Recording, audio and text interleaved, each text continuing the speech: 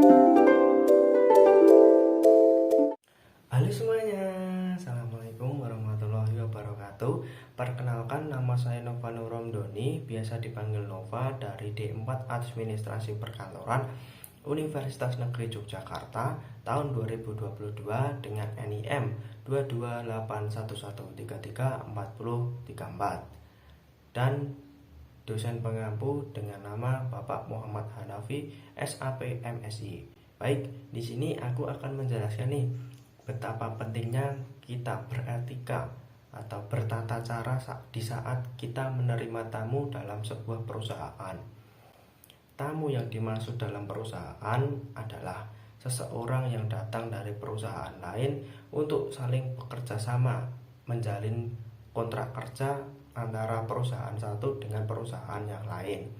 Sebelum tamu menemui pimpinan atau orang yang berkepentingan dalam sebuah perusahaan, tamu diharuskan untuk mengisi buku tamu. Apa sih itu kegunaan buku tamu? Baik, di sini aku akan menjelaskan nih. Kegunaan buku tamu dalam perusahaan adalah yang pertama, untuk menganalisis data siapakah saja yang berkunjung di dalam perusahaan.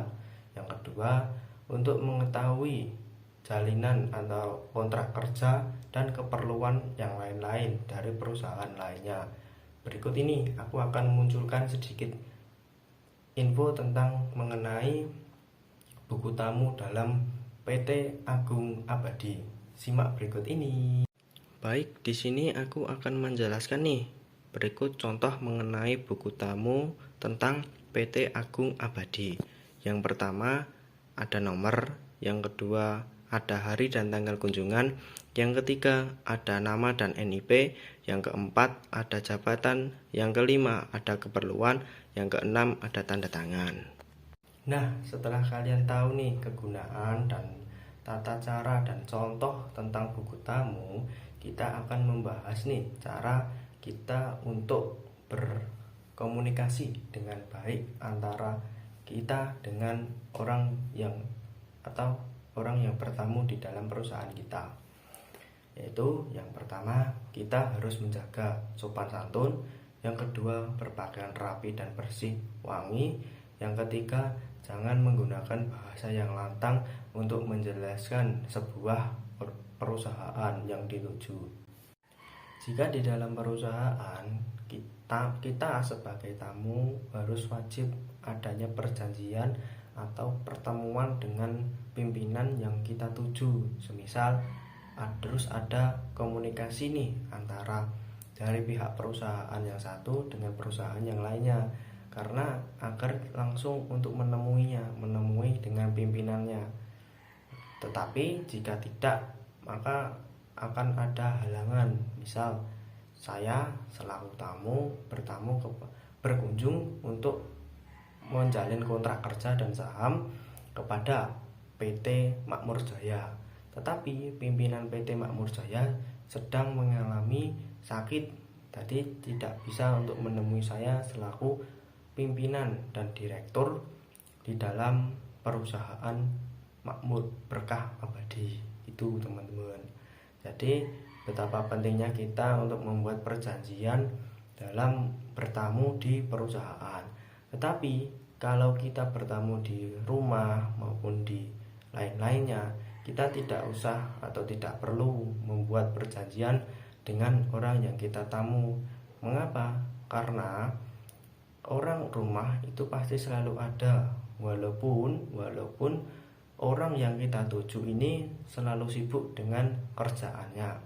Dan kita juga bisa untuk membuat janji dengan orang yang kita harapkan datang di rumahnya. Tetapi jika tidak ada janji pun juga tidak apa-apa jika dilakukan di rumah masing-masing.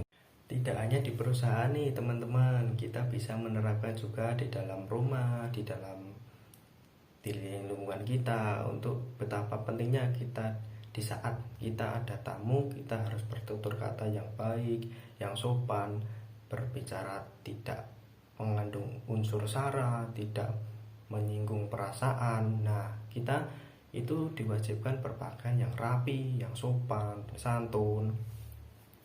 Kalau kita di rumah nih, misal kita di rumah, nah itu di rumah kita ada tamu.